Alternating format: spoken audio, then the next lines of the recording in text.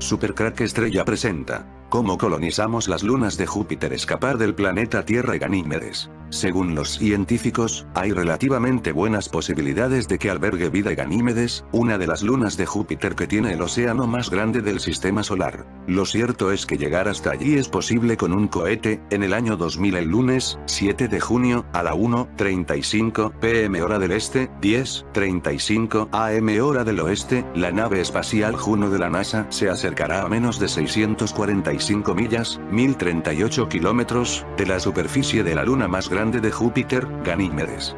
El sobrevuelo será el más cercano que haya hecho una nave espacial al satélite natural más grande del sistema solar desde que la nave espacial Galileo de la NASA tuviera su penúltimo encuentro cercano el 20 de mayo del 2000, junto con imágenes impactantes. El sobrevuelo de esta nave espacial impulsada con energía solar ofrecerá información sobre la composición de la Luna, su ionosfera, su magnetosfera y su casco de hielo. Las mediciones de Juno sobre el entorno de radiación cerca de la Luna también beneficiará a las futuras misiones al sistema joviano. Ganímedes es más grande que el planeta Mercurio y es la única luna del sistema solar con su propia magnetosfera, una región en forma de burbuja que contiene partículas cargadas que rodean este cuerpo celeste. Los astrónomos detectaron una señal de radio extraterrestre, procedente de Ganímedes, una de las mayores lunas de Júpiter. ¿Cuándo sucedió esto? En la década de 1980, el investigador Rupert Matthews, astrónomo de la NASA que colaboraba estrechamente con SETI, confirmó que existe una fuerte evidencia de océanos líquidos debajo de las tres de las mayores lunas de Júpiter: Europa, Ganímedes y Calisto. El agua es el elemento principal para que se desarrolle la vida. Por desgracia, la señal parece haber sido solo detectada durante un breve periodo de tiempo y no ha sido detectada posteriormente, por lo que se podría decir que estos extraterrestres podrían haber sido simplemente visitantes temporales y que no sean residentes permanentes de la Luna. Rupert Matthews informa en su libro Alien Encounters: The Stories of Aliens, UFOs and Other Phenomenon, que fue publicado en 2008. Astrónomos de la NASA y SETI recogieron una señal de radio que parecía tener un mensaje codificado. La señal venía de la luna de Júpiter, Ganímedes, y fue definitivamente de carácter artificial. La señal se procesó en varios sistemas informáticos y no se le encontró sentido en sí misma. El presidente Reagan fue notificado y fue montada una conferencia internacional para determinar cómo hacer un intento de contacto con los seres que enviaron el mensaje. Finalmente se decidió enviar una señal a la ubicación exacta de donde procedía el mensaje, en Ganímedes. Se utilizó código Morse, ya que se consideró que era la manera más fácil para que una civilización extraterrestre lo descodificara. El mensaje decía: hemos recibido su señal, pero no la entendemos, por favor, reenvíen su señal utilizando este lenguaje y el código de transmisión.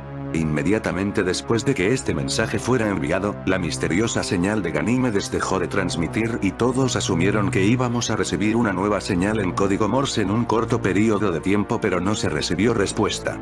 Después de un mes, una señal se detectó procedente de la fuente original de radio en Ganímedes, y increíblemente fue en código Morse. Con entusiasmo, los científicos de la NASA tradujeron nuestro primer contacto directo con una civilización extraterrestre, y el mensaje decía: no hablábamos con ustedes. De acuerdo a la imagen presentada, podría haber una estructura cupular, que estaría siendo usada como elemento protector de una ciudadela extraterrestre, ubicada en una de las lunas de Júpiter, en este caso Ganímedes. Al parecer, por lo que se muestra en la imagen, se puede ver una mancha negra de apariencia muy extraña, en este caso de carácter circular, que no entona con el restante de cráteres e irregularidades de este satélite. Ganímedes siempre ha mantenido un halo de misterio, esto aunado que no ha sido muy estudiado por los observadores terrestres. La cúpula de Ganímedes protege a una comunidad alienígena en este satélite. En 1610, Galileo Galilei se convirtió en el primer astrónomo en descubrir las grandes lunas de Júpiter, utilizando un telescopio de su propio diseño. A medida que pasaba el tiempo, estas lunas, Io, Europa, Ganímedes y Calisto, llegarían a denominarse colectivamente las lunas galileanas, en honor a su descubridor, y con el nacimiento de la exploración espacial, lo que hemos llegado a saber sobre estos satélites nos ha fascinado e inspirado. Por ejemplo, desde el Pionero y Viajar, sondas que pasaron por el sistema hace décadas, los científicos han sospechado que lunas como Europa podrían ser nuestra mejor apuesta para encontrar vida en nuestro sistema solar más allá de la Tierra.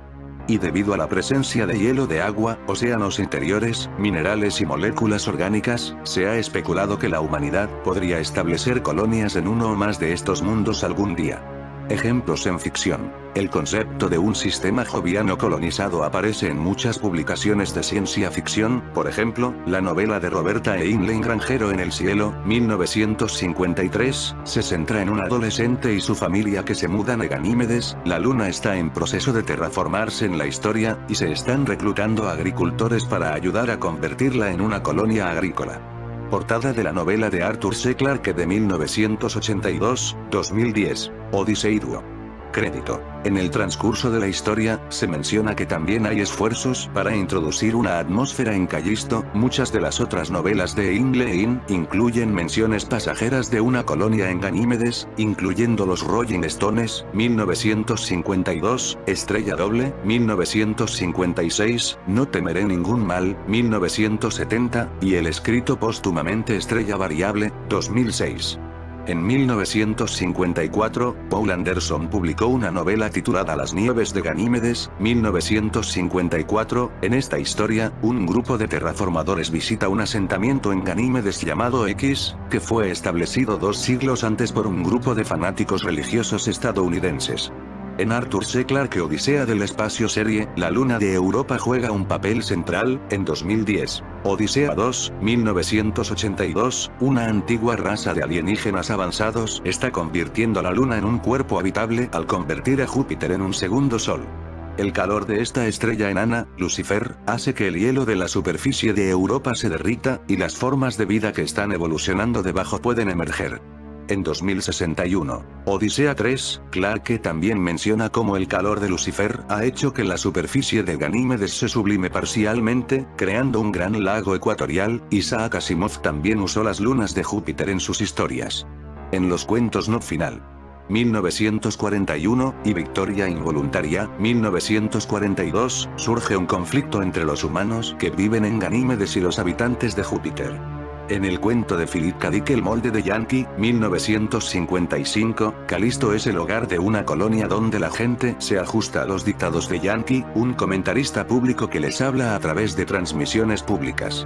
En Bruce Sterling's Matrix, 1985, Europa está habitada por una facción de posthumanos diseñados genéticamente que compiten por el control del sistema solar. El cuento de Alastair Reynolds, un espía en Europa, representa colonias construidas en la parte inferior de la superficie helada de Europa.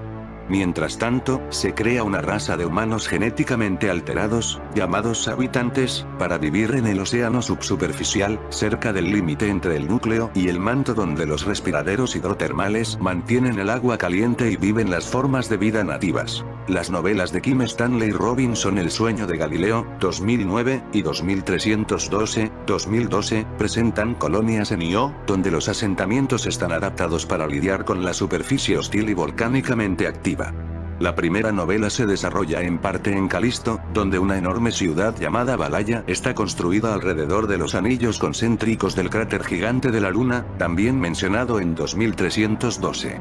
En Robinson El recuerdo de la blancura, 1985, los protagonistas visitan Europa, que alberga grandes colonias humanas que viven alrededor de charcos de hielo derretido.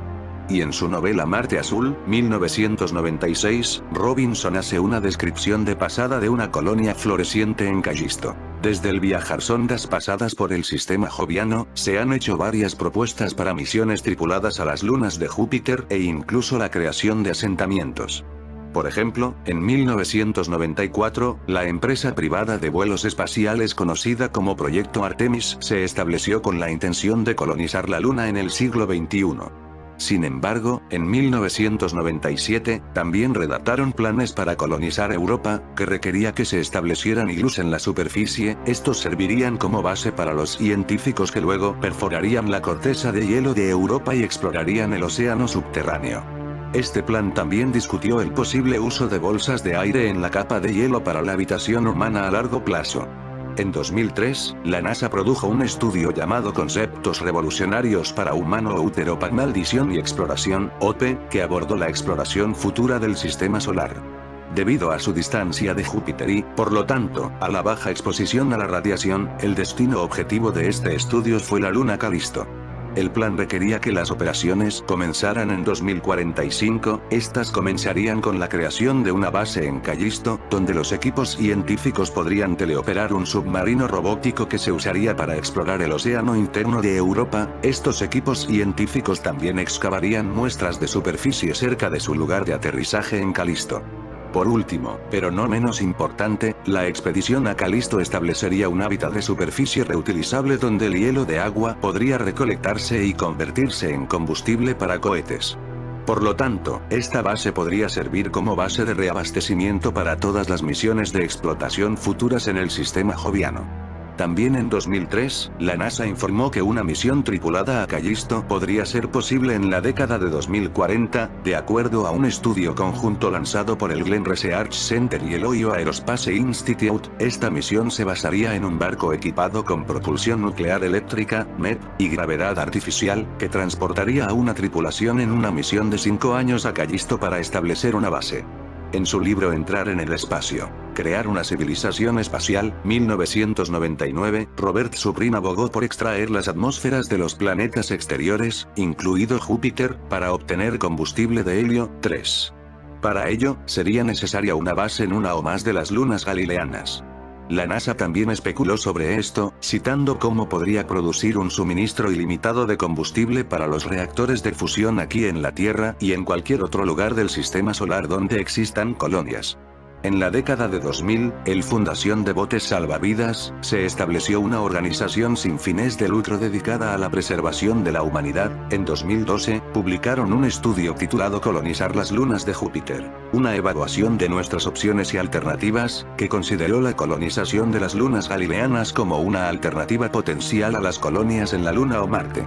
Las colonias establecidas en Europa y Ganímedes también permitirían montar múltiples misiones de exploración en los océanos interiores que se cree que tienen estas lunas, dado que también se cree que estos océanos son algunos de los lugares más probables para la vida extraterrestre en nuestro sistema solar. La capacidad de examinarlos de cerca sería una gran ayuda para la investigación científica.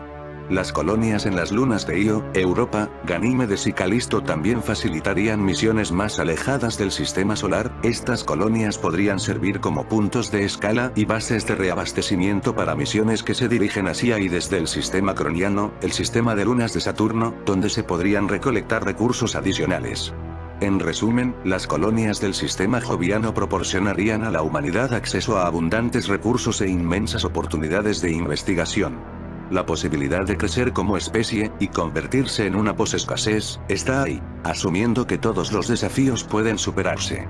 Venus y Júpiter tendrán un encuentro cercano este mes. Conociendo cómo a las élites les gusta los planetas para realizar sus agendas, podemos pensar que este 30 de abril podría ocurrir algo importante. Además, en abril también será visible la lluvia anual de meteoros de las Líridas, que alcanzará su máxima intensidad en la noche del 21 al 22. Una conjunción planetaria ocurrirá a finales de este mes entre los dos planetas más brillantes del sistema solar, Júpiter y Venus. Los dos astros tendrán un encuentro bastante cercano en el firmamento antes del amanecer en un evento que comenzará el 29 de abril y terminará el 1 de mayo, con un pico el 30 de abril, cuando los dos serán visibles en el mismo campo de visión de unos binoculares o un telescopio pequeño. Una conjunción ocurre cuando dos cuerpos celestes parecen estar juntos al ser observados desde la Tierra. En el caso de Júpiter y Venus, están bastante separados en el espacio. Venus orbita alrededor del Sol una vez cada 224,7 días, a unos 1081,4 millones de kilómetros de distancia, mientras que Júpiter orbita a 778,9 millones de kilómetros una vez cada 11,86 años terrestres. En sus viajes orbitales, los planetas ocasionalmente se alinean perfectamente para crear este espectacular evento. Desde nuestro punto de vista, Venus y Júpiter aparecerán más cercanos el sábado 30 de abril, con una separación de solo 0,2 grados. Esto hará que la conjunción sea muy brillante y apreciable incluso a simple vista, si el cielo y el horizonte están despejados. Para detectar una conjunción planetaria, el primer detalle importante que hay que buscar es si estos objetos están parpadeando. Una de las reglas básicas de la astronomía es que las estrellas titilan y los planetas no. El segundo paso es buscar si el objeto es más brillante que las estrellas circundantes. La próxima conjunción entre estos dos planetas ocurrirá a principios de marzo de 2023, sin embargo, no se moverán en el mismo campo de visión telescópica.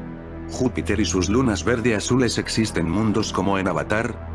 No es casual que la película Avatar se estrene este año 2022. Por esto pensamos que esta conjunción planetaria tiene un carácter importante para la élite, un mensaje oculto para ellos. Una nueva vida, quizás un nuevo orden mundial, quizás el inicio de una nueva vida en otro lugar, como de hecho nos cuenta la película. Podría ser en Ganímedes. Hace un año por primera vez vi Júpiter y sus lunas, por haberlas visto Galileo Galilei fue apresado, y su instrumento el telescopio considerado satánico, literalmente, sus libros prohibidos, etc. ¿Por qué? Porque lo que hay más allá es equivalente a lo que había más allá de Finisterrae en la Europa medieval, que decían que había más allá de la costa hispana Finisterrae. Los científicos de la época medieval, luego toda la sociedad culta, afirmaban que más allá de esa orilla europea había solo desolación y muerte, o sea nada. Otros más imaginativos decían que habían mares de ácido sulfúrico, mares de fuego, o hasta monstruos que causarían la muerte. En todas estas conclusiones los científicos y la iglesia, aparentes archienemigos, siempre fueron cómplices, o sea la élite dirigente implantaban ideas en el inconsciente para que nadie enfocara en el más allá. Para hacerlo usaban como medio de difusión y propaganda a la iglesia y a la ciencia, una forma de decirle a la sociedad, o sea tú que ves esto, más allá no hay nada que valga la pena, no piensen en eso, no abras tu mente, pero más allá estaba América, los continentes de hielo al sur, que a día de hoy se nos esconde, con un muro que nos separa de la Matrix, muchas otras civilizaciones más antiguas que las europeas, y más majestuosas con sus pirámides, calendarios astronómicos con precisión todo tipo y más. Luego ¿qué pasó?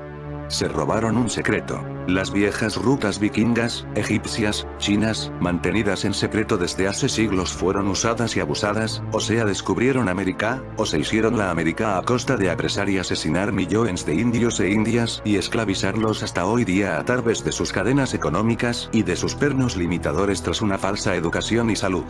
Allá arriba, en el cielo, sucede el mismo fenómeno que con la Finisterrae medieval. No es cierto que hayan planetas con nubes de ácido sulfúrico y cosas así. No solo es mentira, sino que es una aberración. Como aberración es seguir repitiendo que nuestro sol es de fuego, hay agua en las manchas solares. Suena raro, ¿cierto? Pero es así. Sigo con las lunas de Júpiter. Anoche vi por primera vez las lunas de un planeta que no fuese el mío. Es extraño experimentar en mi propio espíritu lo que otros han sentido desde hace siglos. No estamos solos, nunca lo estuvimos. Como ver las lunas de Júpiter, en estos días de verano al sur del planeta, una vez que Orión, las tres Marías están arriba, en el cenit, justo sobre nuestras cabezas tras la cordillera, se ve una estrella muy brillante pero que no titila. Esa es la clave para diferenciar un planeta, o una luna, de una estrella. Al enfocar se ve el gigante Júpiter, 12 veces más grande que nuestra Tierra, y alrededor de Júpiter, de Zeus Pater, padre de los dioses, sus hijas, sus lunas. Io, Europa, Calisto y Ganímedes, esta última Ganímedes usada como inspiración para crear el mundo de Pandora en la película Avatar. Si esto es así o no, no lo sé, pero que nos impongan visiones científicas, observando otras cosas desde acá me parece extraño. En el 2021 la NASA detectó una señal de radio procedente de Ganímedes. Con tanta pandemia nadie prestó atención a la noticia, ahora también tenemos una guerra, parece que desde el 2020 no hay ni un respiro. ¿Será por algo? Los seguidores de teorías relacionadas con la existencia de vida extraterrestre vinculan las ondas sonoras a una supuesta conexión alienígena. La sonda espacial Juno, lanzada en el año 2011 por la NASA y dedicada al estudio del planeta Júpiter, desde que se acopló a él en julio de 2016, ha detectado por primera vez una señal de radio procedente del satélite Ganímedes cuando se encontraba por la zona polar del planeta. Los expertos han llamado a esta amplificación, que ha durado unos 5 segundos, emisión de radio decamétrica, de manera que Ganímedes podría haber funcionado como una red Wi-Fi durante un breve tiempo. Los curiosos no han tardado en relacionarlo con un posible contacto alienígena, pero la NASA ha querido desmentir que se tratase de una señal extraterrestre. Ganímedes es uno de los satélites más grandes de Júpiter y del sistema solar. Es el séptimo más cercano al planeta y el tercero de los conocidos como los satélites galileanos o lunas galileanas, el primer grupo de objetos que orbitan alrededor de un planeta que fue descubierto en 1610 por Galileo Galilei. La señal de radio evoca a Carlos Jesús. Al saltar la noticia, las redes no han tardado en recordar y convertir en tendencia al icónico personaje colaborador del programa de televisión Crónicas Marcianas, Carlos Jesús, que se hizo famoso en la década de los 90. Su nombre real es Jesús Caballero Rey, un sevillano que tiene su cuartel general en Dos Hermanas, donde una placa en su portal reza Carlos Jesús, curaciones por fe, un vidente que aseguraba ser la reencarnación de Jesucristo y tener una existencia paralela en un planeta llamado Raticulín. Carlos Jesús se dividía en otras dos personas distintas. Micael, con el que hablaba con voz de robótico, respondía a la voz de Jesús, y Christopher, que era el encargado del mantenimiento de las naves espaciales. El personaje, que ha dejado frases e historias para el recuerdo, hizo mención a los extraterrestres de Ganímedes, explicó que en uno de sus viajes astrales había estado en Ganímedes, en la constelación de Orión, y avisó que el mundo se debe preparar para lo que viene, una evacuación mundial por extraterrestres. Vendrán 13 millones de naves de Ganímedes. Las redes no han tardado en aportar sus particulares memes y han recopilado imágenes y vídeos de Carlos Jesús, haciendo referencia a la señal de radio procedente de Ganímedes y la predicción que hizo este mítico personaje. Hoy en día sabemos vida en los océanos de Ganímedes. Hubble confirma el mayor mundo oceánico en nuestro sistema solar. Ganímedes de Júpiter. Nostradamus argentino, Benjamín Solari Parravicini, quien a través de psicografías aseguraba que podía ver el futuro, gracias a sus dibujos así como el texto que acompañaba a cada uno de ellos. Muchos han sabido interpretar claramente las visiones de este pintor con sucesos que ocurrirían tiempo después de su muerte, desde el primer viaje al espacio de la perra laica por parte de los soviéticos y el viaje del primer hombre a la luna, el final de los dictadores Hitler y Mussolini, hasta el terremoto de Japón de 2011. Pues bien, este hombre también mencionó a la luna Ganímedes en una de sus psicografías. En un dibujo fechado en 1938, se muestra una figura extraña pero que el texto que lo acompaña aclara: el anfibio de Ganímedes. Es curioso el hecho de que mencionara la palabra anfibio, con la noticia del océano debajo de la superficie. Muchos consideran que esos anfibios, esos primeros formadores de la vida animal, y por ende de la vida humana, podría estar germinándose en esa luna. Otro personaje conocido que mencionó esta extraña luna fue el escritor y contactado peruano Josip Ibrahim, seudónimo de José Rocinao Older, quien publicó en 1972 el polémico libro Yo visité Ganímedes. En él cuenta la experiencia de cómo su amigo llamado Pepe, es secuestrado por un ovni y cómo este fue llevado a esta luna de Júpiter. Allá logra conocer a los seres que la habitan, una civilización sumamente desarrollada, intelectual, evolutiva y tecnológicamente superior a la nuestra. Por supuesto, en su libro no menciona nada de un océano en las profundidades y que esta civilización viviera en las profundidades de este océano, sino que lo hacían en la superficie, en un mundo de extraña belleza.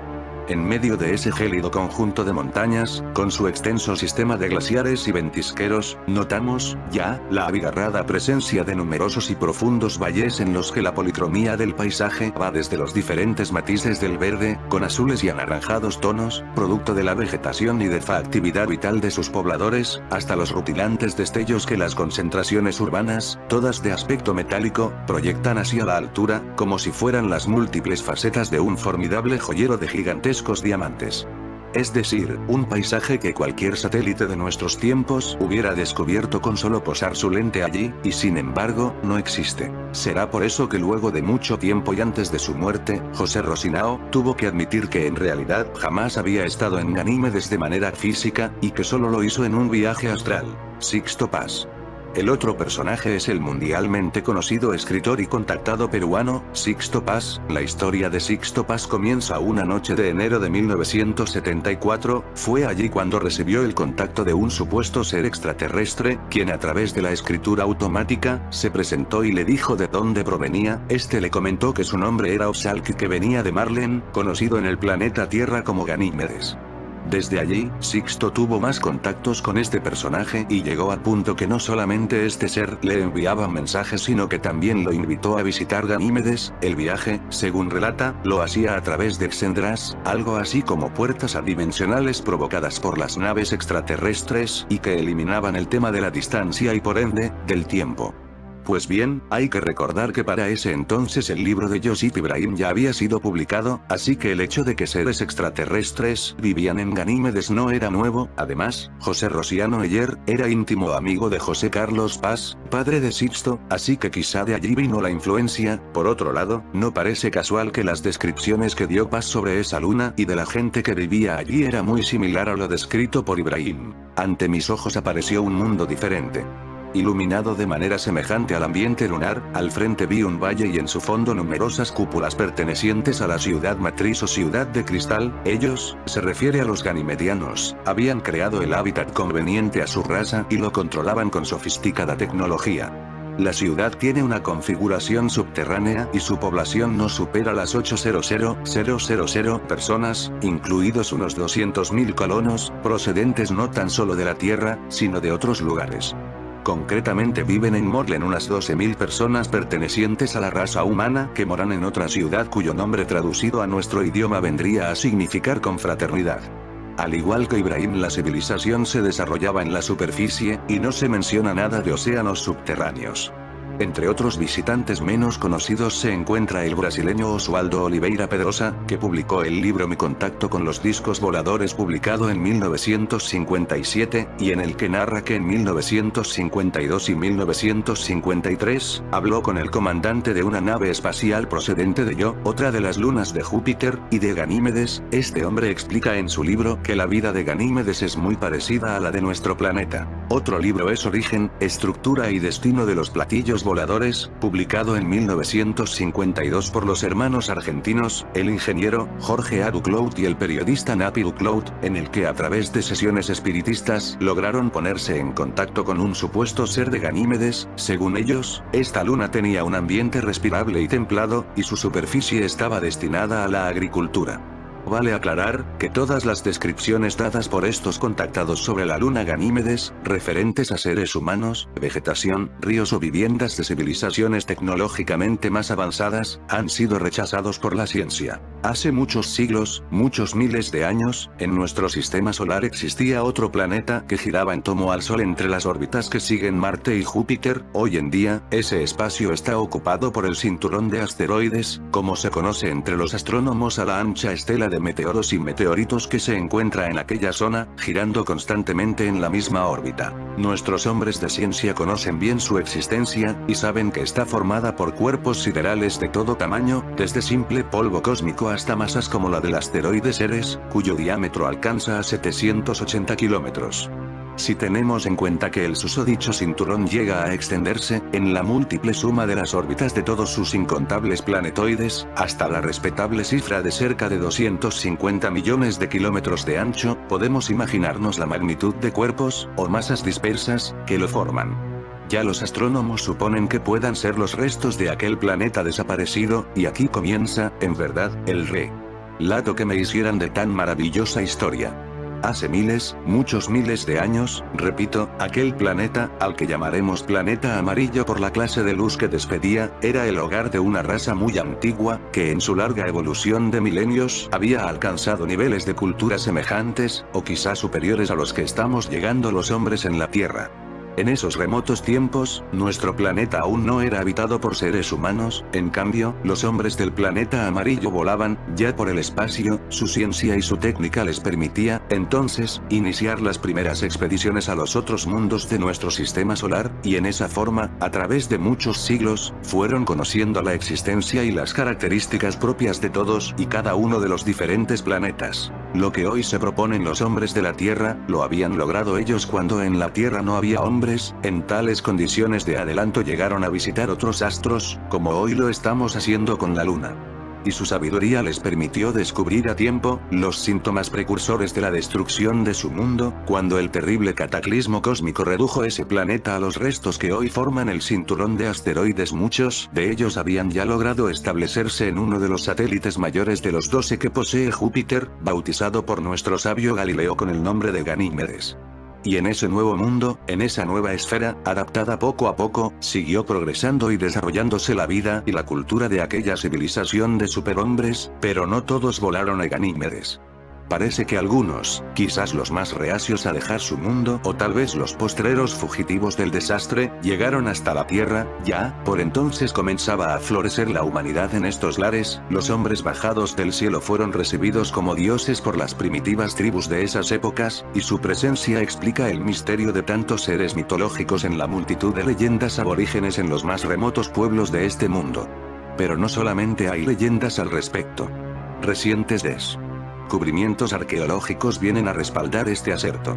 Uno de los más asombrosos es, a no dudarlo, el realizado en México por el arqueólogo Alberto Ruiz Luillier, el año de 1952, en la pirámide de Palenque, en el estado de Chiapas, que ha merecido ser divulgado ampliamente, en todo el mundo, por la prensa, la radio y la televisión, conmoviendo profundamente a todos los círculos científicos especializados. Es el caso que muchos han denominado enigma del hombre de la máscara de jade.